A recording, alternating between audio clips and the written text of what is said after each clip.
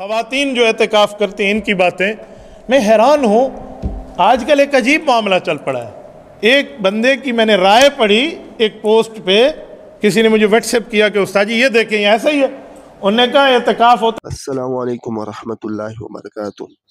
यकीनन आखिरी अशरा आने वाला है जिसमें मर्द और ख़वातीन दोनों एहतिकाफ़ में बैठेंगे, तो हर मोतकिफ़ एहतिकाफ़ में बैठने वाले के लिए ज़रूरी मसाइल से वाकिफ़ होना ज़रूरी है। तो आज की इस बयान में मुफ्ती अब्दुल वाहिद कुरैशी साहब ख़वातीन के एहतिकाफ़ में बैठने के हवाले से मसाइल बयान करेंगे, आप सब गौर से सुने।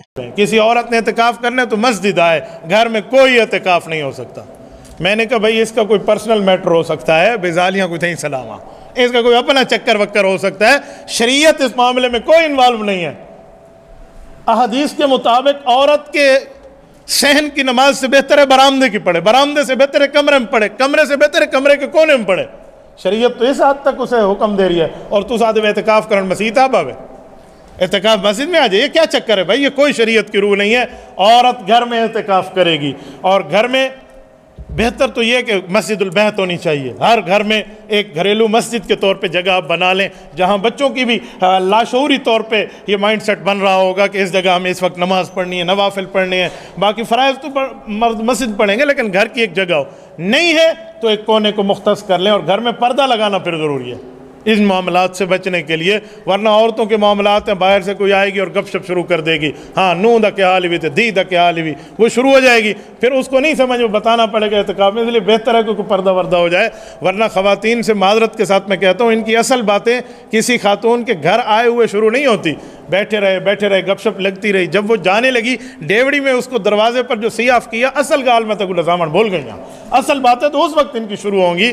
तो इसीलिए इस मामलात से बचने के लिए वहाँ अगर पर्दे का एहतमाम कर दिया जाए तो बेहतर है। लेकिन जो औरत एहतिकाफ़ में बैठेगी वो किचन नहीं आएगी खाना बनाने के लिए, बात ज़हन में रखें। वो बाकी मामलात में इन्वॉल्व नहीं होगी। अगर उसके घर में मुतबादिल अल्टरनेट इंतज़ाम नहीं है, उस एहतिकाफ़ में बैठने की ज़रूरत नहीं है, फिर वो अपने काम करे। हाँ, घर की बच्चियाँ, ख़वातीन, उसकी बहुएँ हैं, उसकी बेटियाँ हैं, वो बाकी किचन वगैरह के मामलात को सॉल्व कर लें तो ठीक है। मैं कहता हूँ बाकी करें। अम्मा जी अगर एहतिकाफ़ में बैठी है तो बाकियों को एहतिकाफ़ का सवाब भी मिलेगा, खिदमत का सवाब भी मिलेगा। तो इस तरह करें, इसको नहीं करना होगा। ये अपने रफ़े हाजत वगैरह के लिए पेशाब पखाने के लिए जाएगी फ़ौरन उसी जगह में, और उसके बाद कमरा चेंज करना आजकल ये भी मुसीबत है।